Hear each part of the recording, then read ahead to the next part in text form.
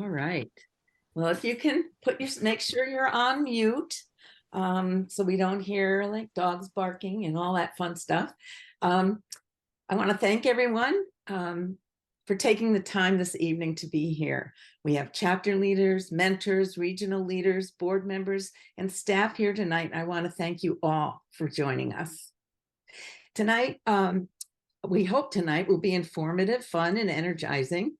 We'll be discussing the new feature grant process, growing your chapter and resources available to you. We'll also be providing updates on our new volunteer roles and annual campaign. But wait, there's more. We'll also have breakout sessions and the magic wheel. We have a packed agenda tonight, so if you have any questions or comments, please put them in the chat box. If we can't answer them this evening, we'll address them in a follow-up email. Most importantly, there'll be no test. I'm Barb Bailey, co-regional leader of the Northeast region with Rita Delgado. I chair the Chapter Health and Retention Committee, who I want to give a sincere thanks and shout out to for their input in putting together this evening and their support through the chapter health assessments over the last couple of years. Staff members Wendy Fratlin, Kia Hunter, regional leaders Deborah Berman, Debbie Hirsch, Regulus Body, and super Northeast mentor Barb Myers. I say this from my heart. Thank you all for your support and hard work. We thought it would be fun and interesting to put some polling questions. You probably saw the trivia questions up. Barb Myers will be explaining this more in a bit. Also, please stay to the very end if you can, because Wendy will be spinning the prize wheel for some Together Women Rise swag, but you must be present to win. So let's begin. Our first presenter is Quinn Hayes, our Program and Grants Manager. Quinn joined Together Women Rise in March 2003. She's responsible for developing and promoting an open and inclusive grants program, including all proposals and grant tracking. Quinn has more than 17 years of experience helping women and girls and more than 15 years providing grant fidelity, direction, and support to partnering organizations. Tonight, Quinn will be sharing with us the new featured grant program. So Gwen, take it away. Again, good evening, everyone. It's so great to be here. Forgive me, there's a lot to cover in a little bit of time, so we'll have an opportunity to take a few questions. So be thinking of those and putting those in the chat. I'm going to share my screen now with you to share the PowerPoint presentation. We're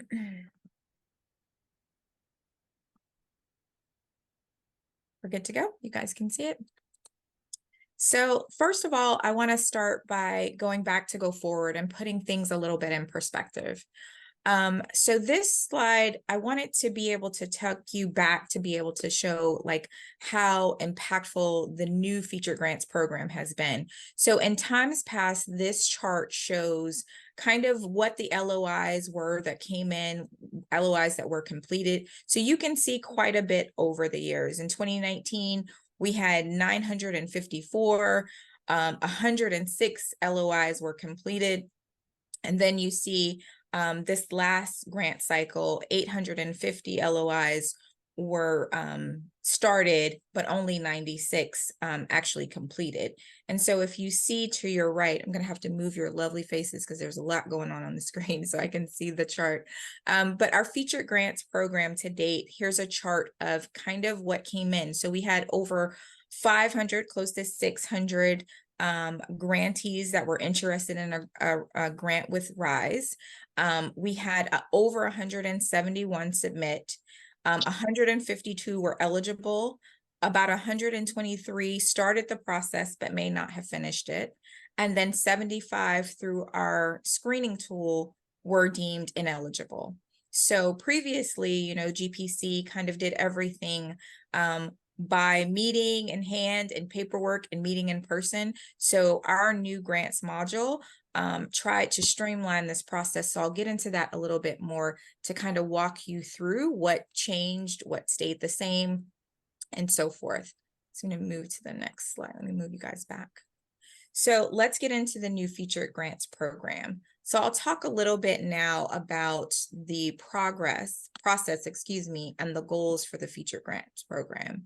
So a couple of things that we wanted to keep in mind as we developed this process. We definitely knew that we wanted to simplify the application process, the selection process, while maintaining our rigor, our compliance, and so forth.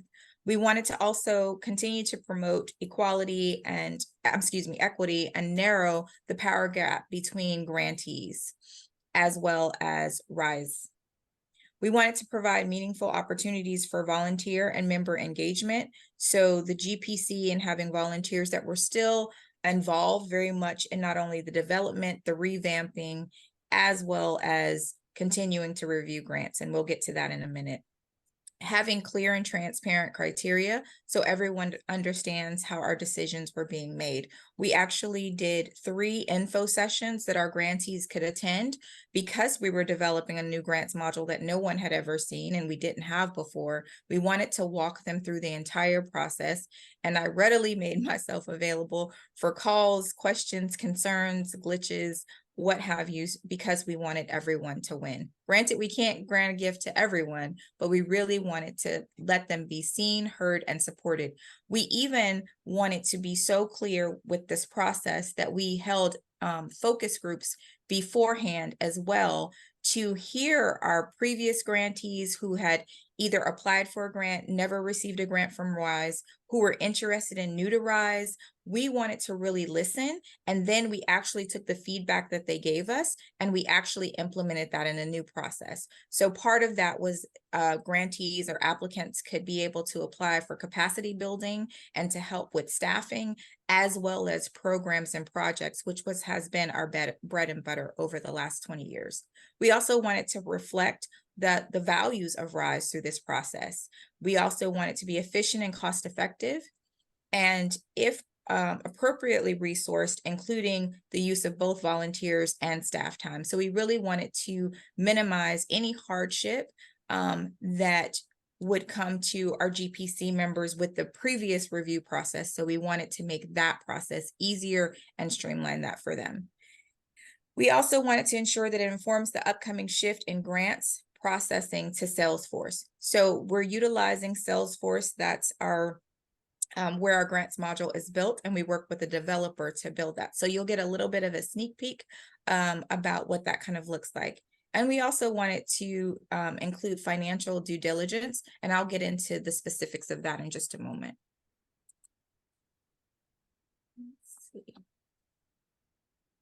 So a couple of things that we needed to keep in mind, because we do have 3 key stakeholders through this process that we needed to be thinking about as we develop this new grants process. So one, of course, who's the most important alongside all of you is our RISE grantees.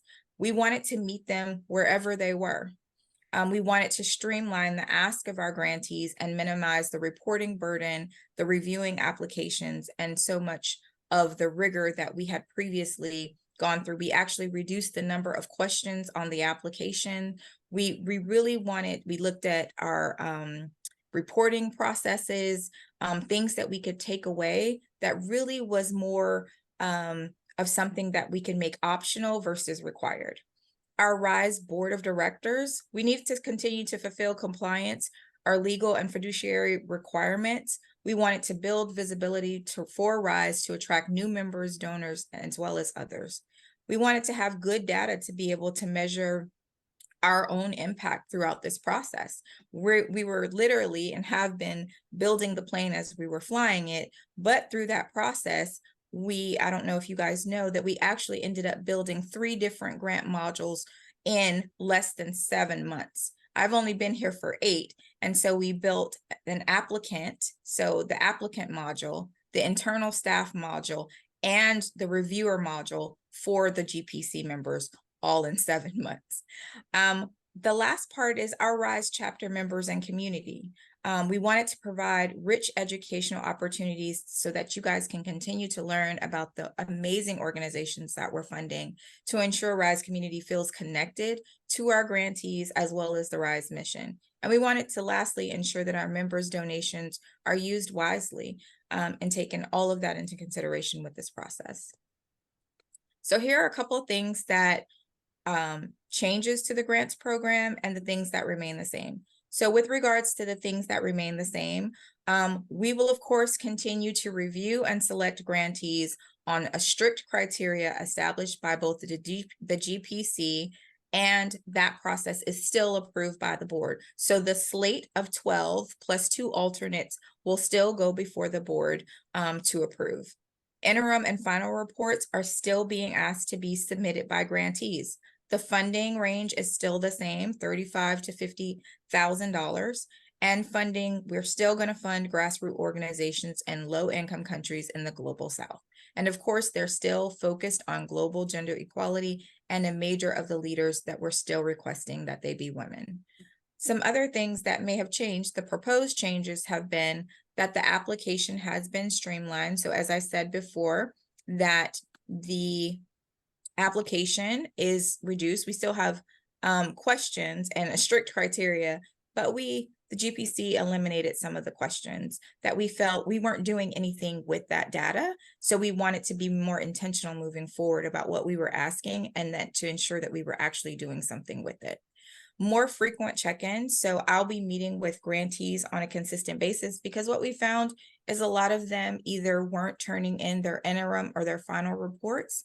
But now having those frequent check-ins on a bi-monthly basis, it can kind of say, hey, your report's coming up. I have meetings with them. We do regular check-ins. If anything should change, they just let me know if they need a little bit of an extension for their reports. But it allows us to continue to ensure that you get the information that you so desire and that you're interested in receiving from them.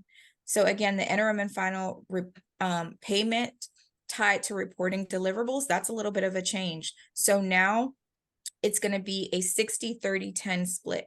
So after they sign their funding agreement, they will get 60% of their funding. And then after they submit their interim report, they will get the next 30% of it. And then lastly, when they submit their final report, they will get the final 10% of their grant funds. Another thing is that we'll have Zoom virtual site visits prior to final selections. So say, for instance, we have 3 to 5 grantees that our GPC members and working groups feel that they want more information. Something wasn't clear. We're now giving those grantees to make a final case for themselves and to go before the committee to say, here's what we're doing to clarify any questions or things that need further discussion. And we're providing that to them because, again, we want our grantees to be as successful as possible. The online grants module will enable grantees to submit applications, required documents, scoring by the GPC, communications. So everything will be housed in one place, which we're very excited about. So moving forward, all of our grantees, so if it's their videos, if it's their reports, if it's future funding opportunities, everything will live in our new grants module that was built. And so they won't have to be in Dropbox and then we'll have an Excel spreadsheet. It won't be any of that. It'll be in one spot. There'll be reminders that'll be sent out with regards to payments. So our CFO, who handles all of that, to make sure that our payments are in a timely manner and that they'll be automatic. As far as this particular grant cycle, we also had reminders that went out to them. If the numbers that you saw earlier, those applications that were started, we sent out reminders to say, hey, the deadline is coming up. We really hope that you'll still apply for the grant. Is there anything that we can support you with? Are you having any issues getting to the portal? And so we sent out reminders, and that was able to trigger many of them to say, oh no, I'm running out of time. Let me get in my proposal. And so we were able to do that as well. So we were very intentional throughout this process.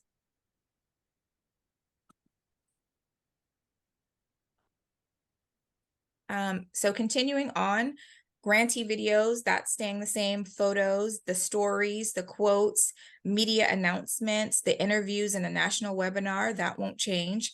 all of our educational pieces, like our profiles and the books and the recipes, all the things that you still love, the geography, the fact sheets, all of that will still be provided by our educational team. So that's not going away. And grantees and RISE will continue to sign a fund agreement.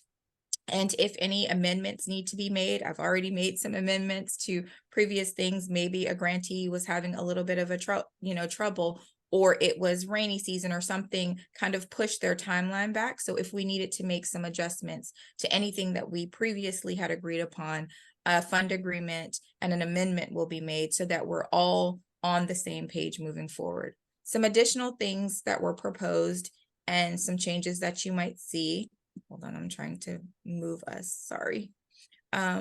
Is simplifying communication by asking only for the things that we definitely were going to need. So if it was optional, we didn't make that a requirement for our grantees.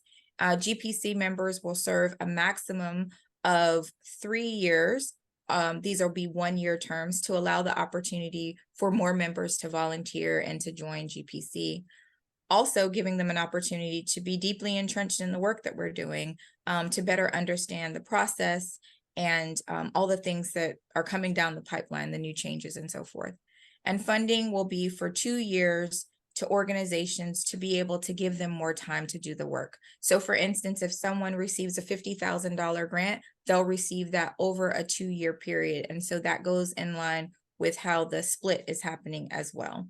So they'll get more time to do the work, but it will be for the same amount of funding.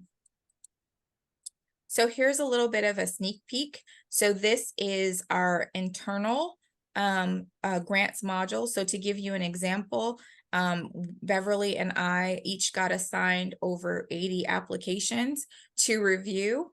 Our CFO reviewed all the financials and budgets.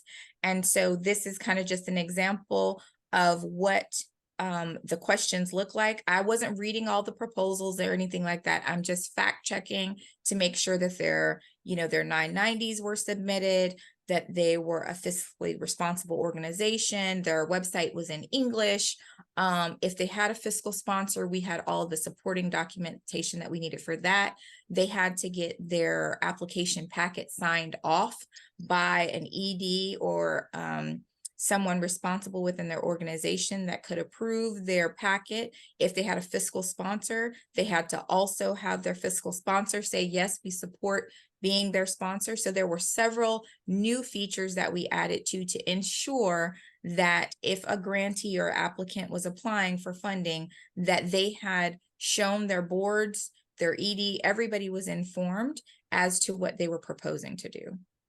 And then there's a comment box. So if something was missing or something wasn't quite right, I remember I reviewed an application about gorillas and I was like, what does that have to do with gender equality?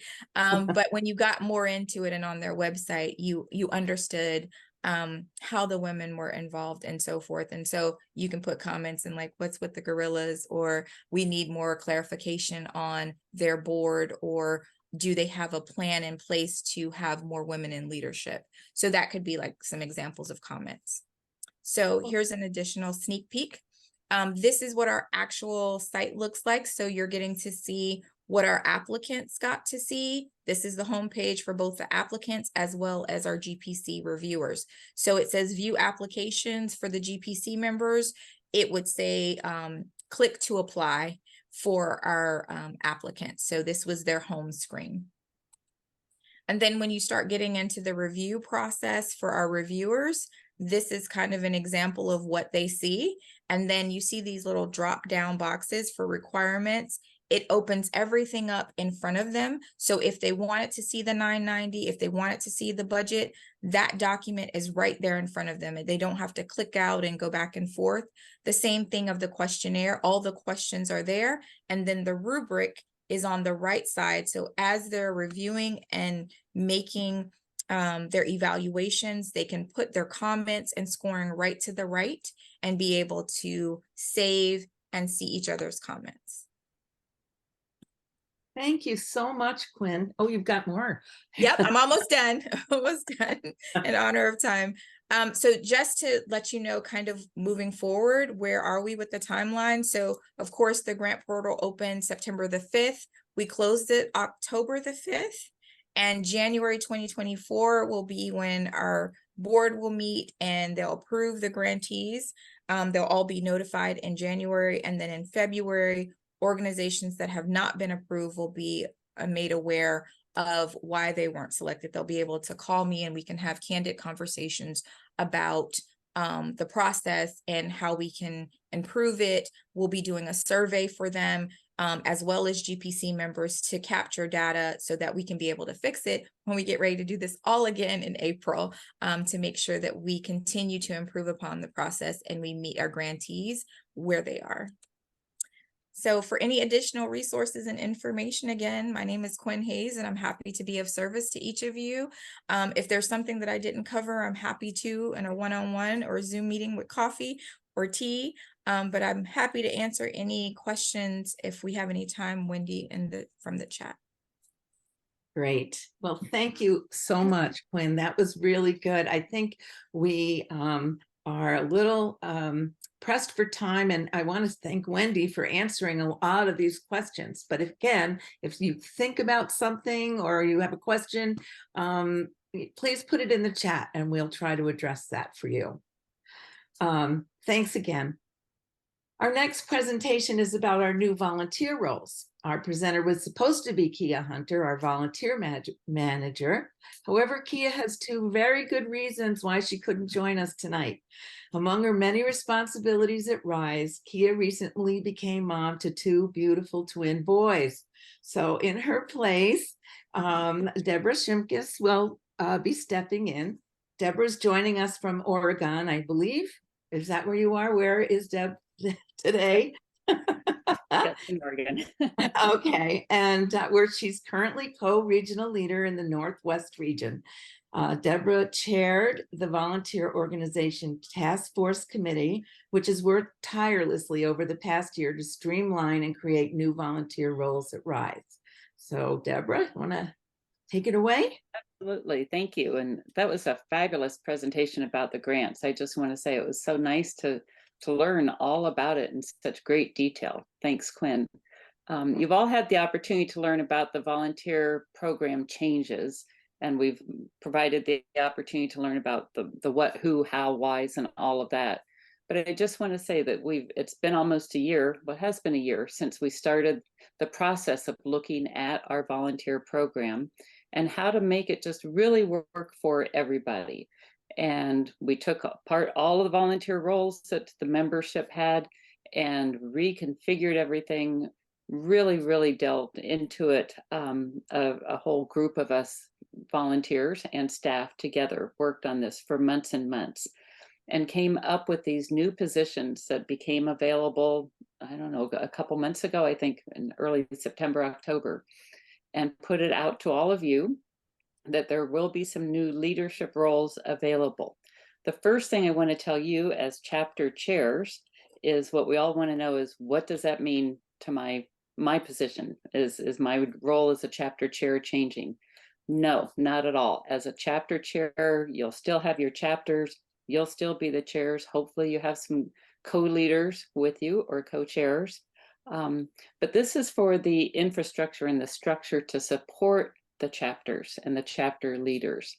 And so there are some really nice and exciting, I'm just really excited about the program because we've taken really big, onerous volunteer positions and broken it down to some really fun opportunities for people. And we have had people signing up through our website, through Volunteer Match. We're reaching out beyond just the people who have been involved in Together Women Rise. And we're getting some amazing people wanting to be involved in these different positions. Originally, our hope had been to start the new positions in January, but because of Kia's situation and the two little new RISE supporters that have been brought into the world, we've decided to go ahead and delay the actual rollout of the new volunteer program until March, because we want to do this right and we want to do it well supported. And so the training of all the new positions will begin in the first of the year, but we won't actually have changes in the structure until March. So everything will stay the same as it is now until March. That also gives people an opportunity to think about roles that they may want to have. The current regional leader position that we have that supports our chapter leaders, that position will be dissolving into these other positions. So our chapters will be supported by what's called a chapter support liaison. And that person will have 10 to 12, maybe 15 chapters that they will support and be the liaison to the national office. Not that you can't go directly to the office for things like this, but that this will be a support person for our chapters throughout the country. And this is exciting because this means that every chapter will be equally supported across the country. Whether you're in Alaska or you're in New York City or you're in Kansas, everyone will have somebody supporting them with information and providing that information back and forth between the national office and the chapter leaders.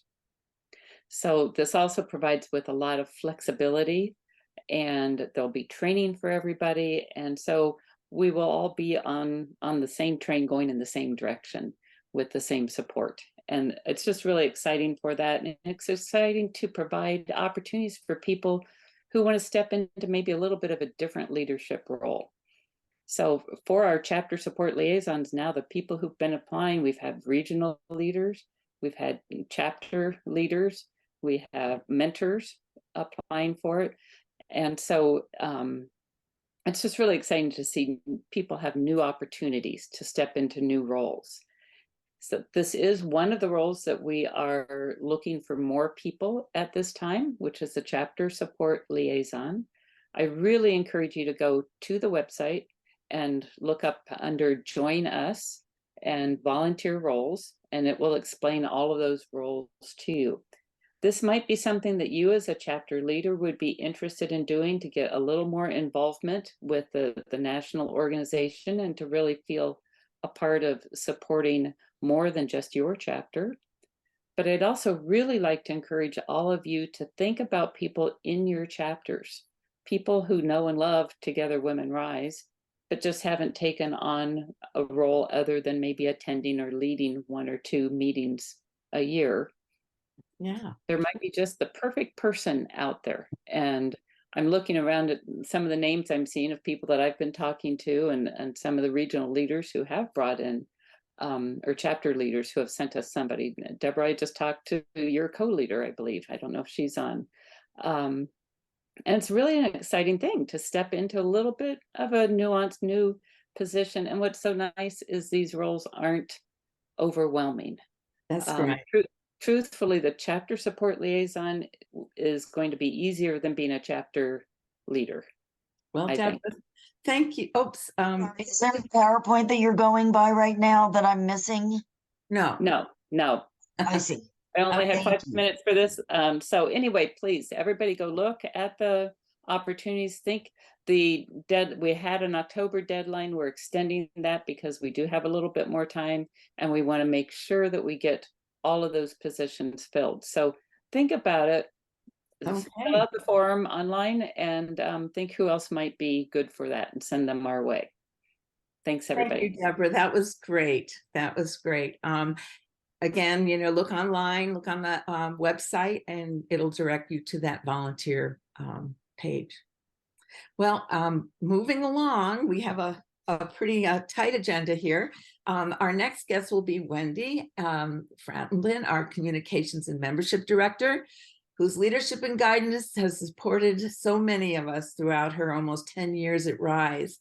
And Sue Metcalf, who the communications coordinator, and Susan joined Together Women Rise staff in April.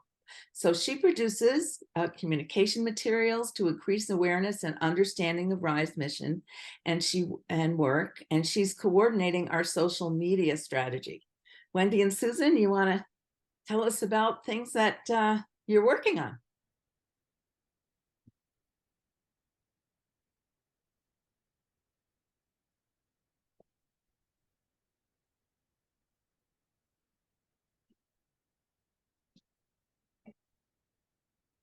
Wendy, you're muted. Wendy. I'm so much worrying about the slides that I forgot to unmute myself. Hello, everyone. Good evening. Do you all see the slide, to grow or not to grow? Yes. Yes. All right. Well, Barb asked Suzanne and I to share a little bit about growing your chapter members if you want, and some of the resources that are available to you. So let's just talk for a second about that. It is absolutely your choice as a chapter leader and your members in agreement if you want to be if you want your chapter to grow. We have certainly heard from many chapter leaders over the last few years that COVID had an impact on their member numbers, and that they are seeing reduced attendance at their meetings, members that maybe didn't come back after, the COVID hiatus. And so we felt like this was something to talk about with all of you tonight. But certainly if you're a chapter leader that says, me and my chapter members are perfectly happy with whatever number you have, that is perfectly fine. I do suggest that you talk about it with your chapter members, and you're all in this together. Make sure everybody's sort of on the same page. And please make sure that the home office is aware of whether or not you are accepting new members to your chapter, or if your chapter is full. And then that way we're not letting people know about your chapter and sending inquiries your way. If you do prefer to remain closed to new members, if you're happy with the size of your chapter right now, maybe you can use some of these tips I'm going to go through to think about how you could help launch a new chapter in your area, help get someone else to launch a chapter in your area so that new people could maybe join in that way. So it's all up to you. Talk about it with your chapter. Make sure that home office knows. Every year we send out, early in the year, we send out an annual chapter survey. And in that survey, we're going to be asking you to confirm whether your chapter is open to accepting new members or closed. We will also ask you to make sure that you confirm the email address that you want any inquiries to go to.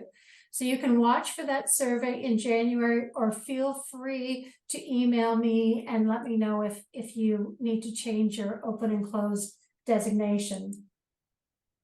So one of the ways you can look at growing your chapter, if you've maybe seen, attendance dropping, not as many people involved, is doing some personal outreach to the members that have been inactive for a while. So I think a year or so, maybe even 2 years ago, we produced these postcard-sized cards. It says, "We miss you." And we made those available to chapter leaders if they wanted to just drop a little note to members that used to be active, but they maybe haven't seen in a while. We still have a supply of those cards if anybody would like them. You can also do other things like, sending emails.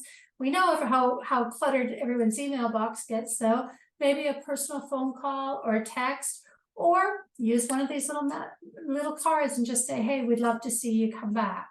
So reaching out to your inactive members is a way to maybe, bring people back into the fold. Maybe they just got out of practice attending meetings, and, increase your chapter attendance a bit. And you can see on your chapter roster that you get every month with your monthly report, you will see all the names of people who have been involved in your chapter. And, so you can certainly pick out, some names and reach out. The other important thing is to respond to website inquiries. So you probably are aware, for a number of years now, we've had this online find a chapter search function. So you can go in to our website and you can search for a chapter in your area by putting in your zip code. So when that happens, so I just put in here, I was searching for chapters in my own zip code in Greer, South Carolina, and it happens that there are a couple of different chapters in my area. And I can then click on the connect with chapter. I can read a little description, and then an email gets sent to you as the chapter leader or whatever email address you designated. So once again, it's really important for us to know, are you in fact accepting new members or are you full, so that we don't send people to chapters that are closed. And when someone does a zip code search, it won't, your chapter, if you're closed, won't appear on that search. But are you getting these emails? If you haven't seen any in a while, certainly, you know, the number of inquiries went down significantly over COVID, but they're starting to come back again. And make sure you check your junk and spam folder in case an inquiry ended up there. So check that frequently. And once again, make sure that the home office has the correct email address for sending these inquiries. Wait till the survey in January or let us know. We'll certainly check and make sure that we do have the right address. But when you do get these inquiries, the important thing is to respond, and to respond, you know, as quickly as you can. This is somebody who is interested. They've filled out a form. They've said they'd like to learn more about your chapter. And so please do reach out to them. Many times we do get individuals saying that, you know, gee, I filled out the form, but I never heard back. Likewise, we hear from chapter leaders that say, gee, I responded to the inquiry, but I didn't hear back. Sometimes it takes a little bit of persistence, and we have to recognize that a new person coming into a well-established chapter might need a little bit more hand-holding, a little bit more of a special welcome to get them to come out. Maybe you want to meet them for coffee ahead of time and tell them a bit more, have a phone call with them. You know, assure them that, you know, you'll be there at the meeting and you'll make sure that they're welcomed and introduced, and having somebody at your meetings designated to look after new members and make sure that they feel comfortable and welcomed. And then, of course, if they do come out and attend, following up with them to see, you know, that hopefully they'll come back again and continue to be involved.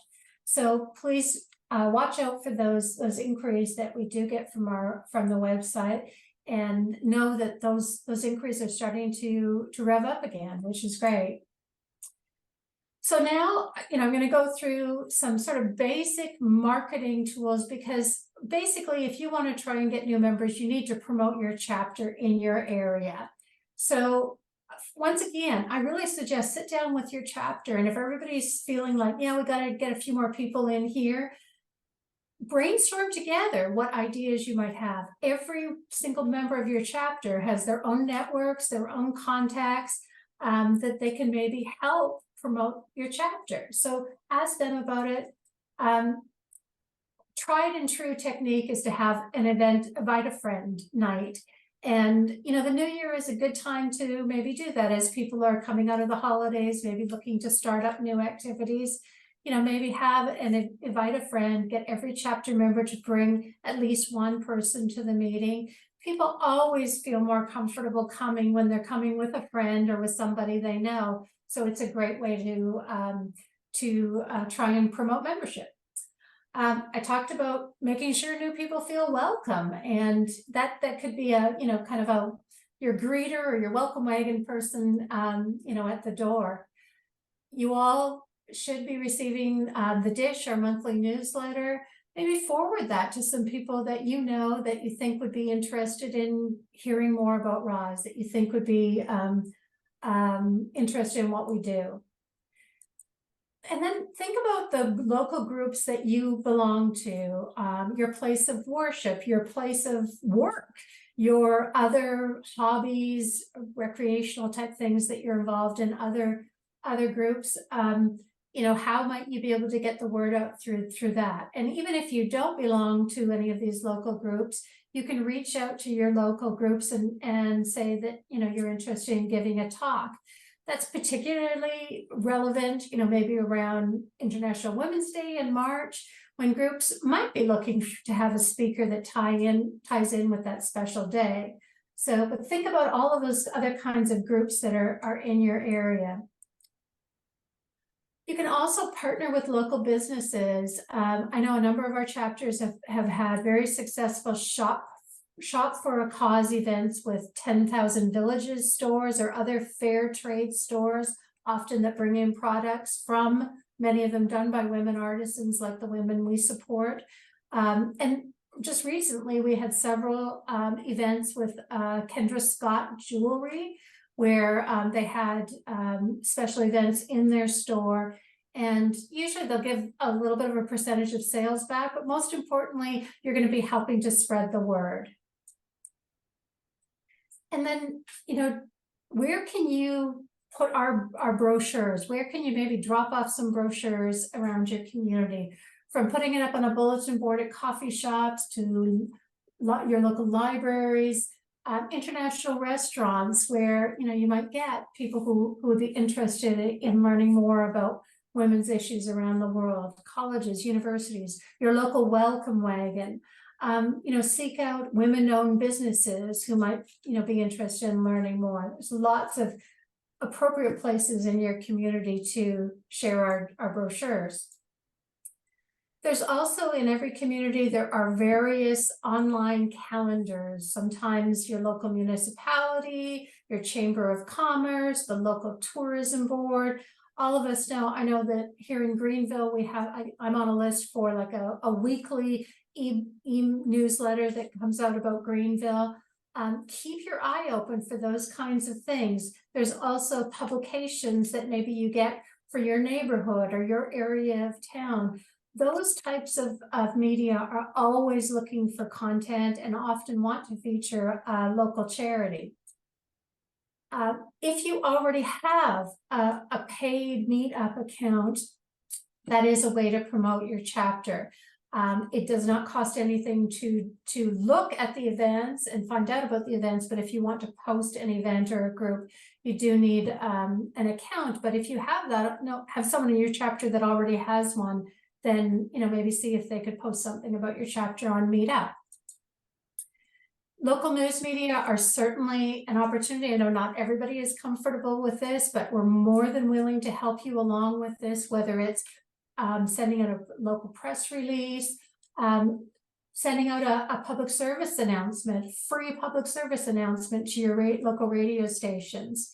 Some radio and TV stations will have specific community spotlights or featuring a volunteer or whatnot. Keep your eye out for those kinds of things that are going on and say, hey, gee, the Make-A-Wish Foundation got a spot on this newscast. Maybe I can reach out. And as I say, we're more than happy to help you with the tools that you need for that. You can have a table at a local event. I just caution you about what types of events that you might participate in. Sometimes these kinds of things can be very labor intensive if you need people sitting at a booth, you know, from 9 in the morning till 5 at night. And you want to make sure that it is going to bring people who will be looking for what it is that you're sharing at your table. Sure, women's shows can be, you know, you think, oh, well, lots of women are going there. But if it's a women's event where it's mainly about, you know, shopping or hearing set speakers or, you know, whatever, we may not quite fit in. So think about volunteer fairs, nonprofit fairs, that kind of thing, where people are coming to learn about ways that they can give back. You can also get a free room at your local library and have a little information meeting there. So these are all kinds of ideas, and there are probably many, many more that you have yourself that you've tried and have worked. We have lots of resources available for you. Please make sure you're aware of the chapter resources on our website. We have all of these beautiful brochures and this little mission card. It's the size of a business card you can tuck in your purse. You can order those online through our materials request form. Wendy, that's really great. Thank you so much for that. Are we going to talk about our I'm going to turn it over to Suzanne for a second. We have a brand new video. We have banners. Look at all the things that we have for you guys. There's lots of things that are available. So I'm going to turn it over to my colleague Suzanne to talk about social media just for a sec. Oh, great. Thanks, Wendy. Sorry to cut you off. No, okay. Hey, everyone. So social media is another easy way to grow your chapters and to recruit new members. You can stay informed about what we're doing, which means that when you follow and like Together Women Rise social media, you will be more likely to see our posts. And then you can share them with your friends and family and people who you're connected with on social media to amplify our messaging and also extend our reach. The more you share about what we're doing on social media, the more people will see the great work we're doing. And because they're connected to you and it's something that is important to you, they're more likely to pay attention and to engage with our social media. And we're increasing the reach and engagement, and we're building community and support, which is part of what we do, right, every day in our chapters. So we're connecting and we're sharing with folks. So what do you need to do? First of all, you need to like and follow Rise on social media. If you haven't already, we have a quick tutorial coming up next.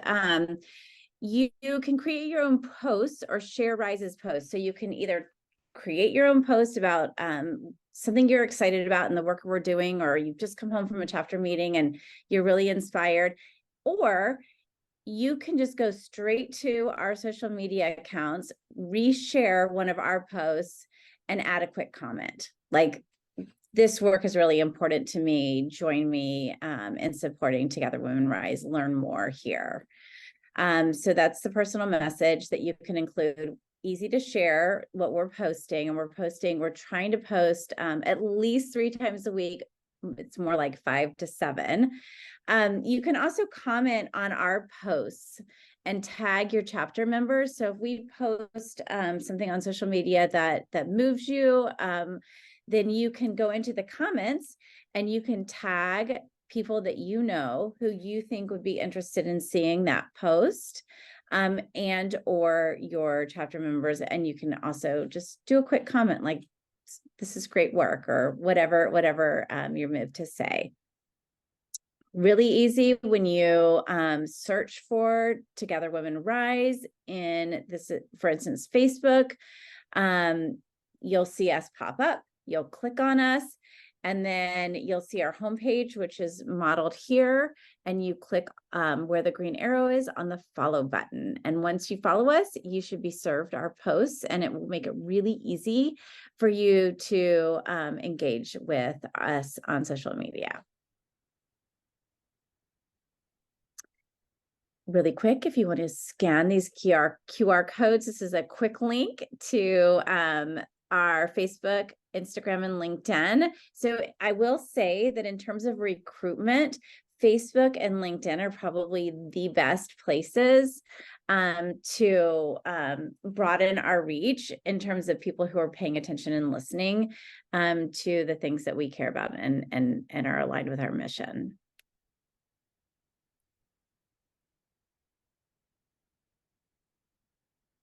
All right, Suzanne, thank you so much. That was great.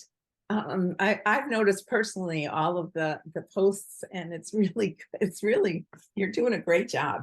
Thank you. So we have a little bit of time. I don't want to cut our little breakout group short, but I want to give you time to meet with other chapter leaders. And our discussion question tonight is, how do you engage members within your chapter? So and you can put all your ideas, or if your group comes up with something great, put it in the chat and then we'll share it again. So Wendy, can you break this out to our small groups? Great. We'll see you in 10 minutes. Caitlin, Good evening. Good evening, everyone, and I promise to be very brief. As Barb said, my name is Caitlin. I'm Rise's Director of Development, but I've been connected with Rise in some way for over 10 years, first working for a grantee organization and also as a chapter member and a chapter leader. So I'm excited to be here tonight with all of that history in place. So before we close this evening, I just wanted to share briefly some information about our annual appeal, which is underway now through the end of the year. As many of you probably already know, we raise about 1/3 of our funds annually from this year-end appeal. Our goal for this year is to raise $470,000. Donations to our annual appeal support not only our grants and partnerships, but also provide learning materials and engagement opportunities for our members, support our chapters, including events like this one this evening, and ensure that we have a strong, sustainable organization for years to come. You can donate to the annual appeal using the link. I will put it in the chat after I'm done speaking, or by visiting our website.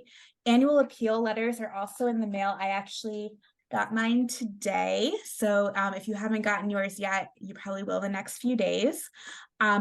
Also, I ask you to please consider promoting the annual appeal among your chapter members to help us continue our work to build a world where gender equality is not just a dream, but a reality. We are also excited to announce that we will have a match again this year. I know that's very motivating for a lot of members, having those matching funds in place. Several generous RISE supporters will be matching all donations starting on Giving Tuesday, which is November 28th, up to $90,000 in total. So it's a really nice, substantial match, and that will continue to run that until those funds are gone. And there will be more details to come next week by email. And beyond making an individual donation, there are other ways that you and your chapter can support the annual appeal. So I wanted to very briefly touch on a couple of those.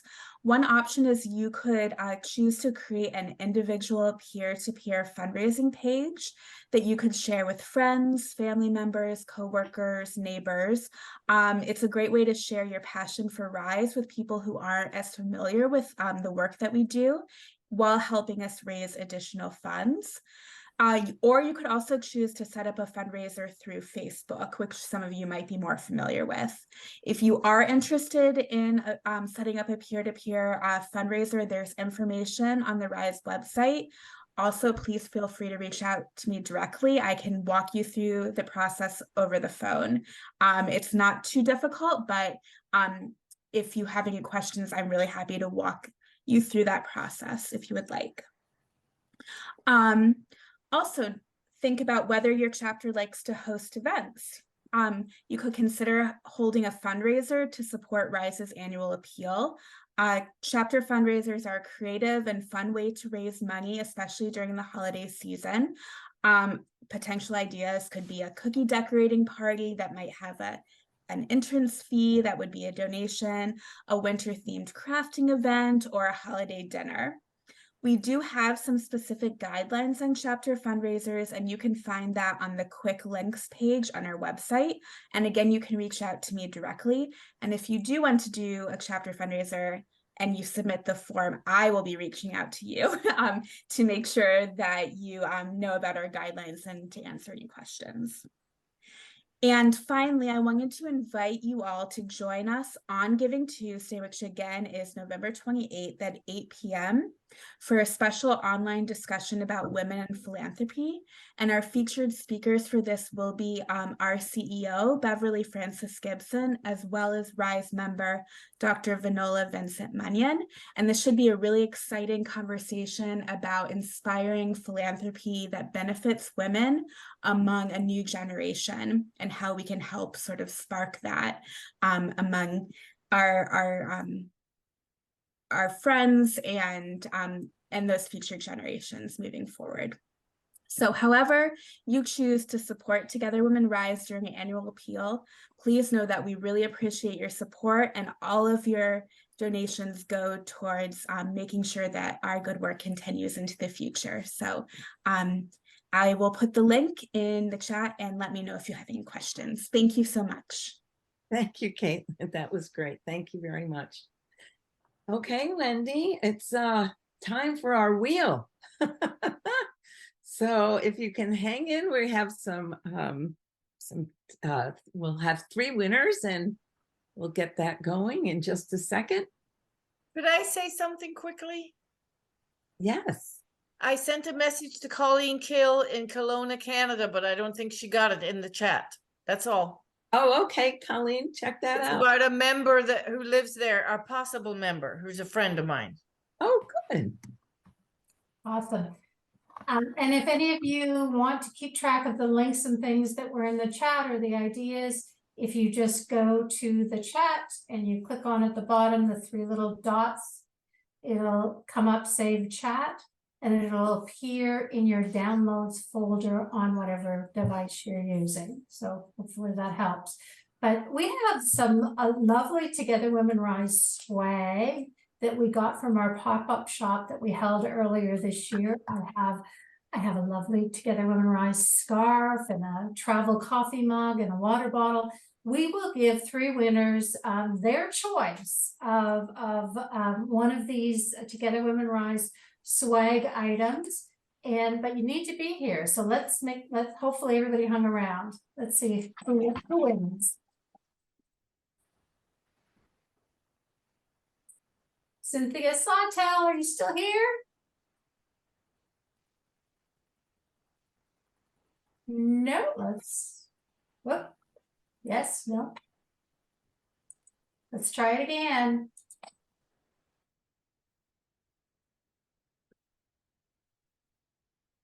Judy Bacon?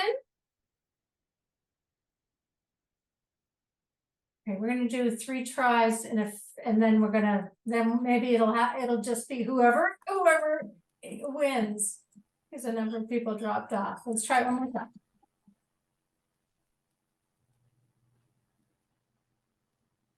Dolores Huffler?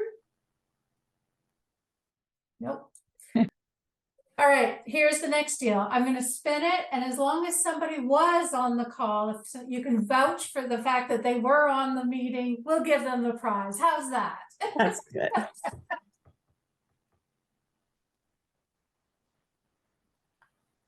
Chris Wade. Anybody know? Well, why don't we make this as prize for Chris? Her.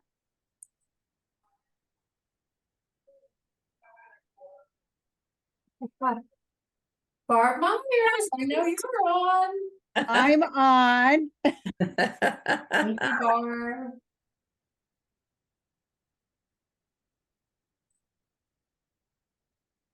Kendra Bartley. Kendra, I don't know if you're still on. All right, Barb, we're going to give these 3 prizes to Chris Wade, Perfect. Barb Myers, and Kendra Bartley. Great. So last but not least, I want to introduce Debbie Hirsch, Regional Co-Leader for the West Region. And Debbie joined Together Women Rise in 2011, and she served as chapter leader, as a mentor before becoming a regional leader and serving with us on the chapter health and retention committee. So Deb's going to wrap us up tonight. And Debbie, where are you? I'm here. There you go. There we go. Thank you all for joining us tonight. On behalf of the committee and the regional leaders, we appreciate and value your support and your dedication and commitment to Together Women Rise.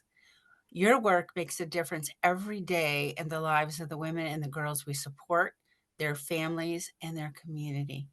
Thank you so very much. Best wishes for a fantastic holiday season. Good night. Good night. Good night, everyone. Good night.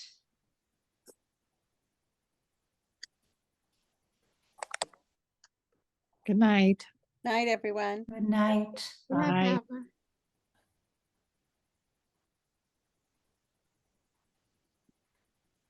So who is Debbie Hirsch from Fort Collins? Hi, I'm from Fort Collins. Hi. Are you from Linda Mahan's chapter? I went once or twice, but I got busy and I couldn't go back. Oh, well, you're welcome to our chapter. We're the other chapter. You're the So we're flexible in our chapter. okay. You So- can drop me a line. I don't know how to do that, but you can find me. I'll find you. Yeah, there's 2 chapter leaders, and we would love to just get to know you a little bit. Okay, well, thank you very much. I just want to say hi, Barb. You did a great job. Oh, thank you, Mary. Hi. So, I'll talk to you later. Oh, hi, Wen. how did the wedding go? Fabulous. Oh It my was gosh. lovely. Oh, Yes, you have we had to a lot of text me some fun. pictures. Yeah, they're on Facebook. Okay. Yeah. Okay. If we're friends on Facebook, you Yeah, can Yeah, help me gorgeous. down. I'll make sure I'll look for you anyway. Okay. All right, gotta go. Okay. Bye. Bye, Mary. Good to see you. All right, thank you, Barb, so much. We had big ambitions for covering a lot of stuff, didn't we? Woo! I know. Okay, before everybody goes, Barb, you did a great job. You Oh, did, thank Barb. you. Thank you. You were trying to corral all of us, and you did a great job. Herding cat. You did a great job. So Well, it's thank what? you. It's 9:30 your time. Good night, ladies. Good Thank you, night. everybody. Thanks for joining us. Yeah, now I'm getting my wine.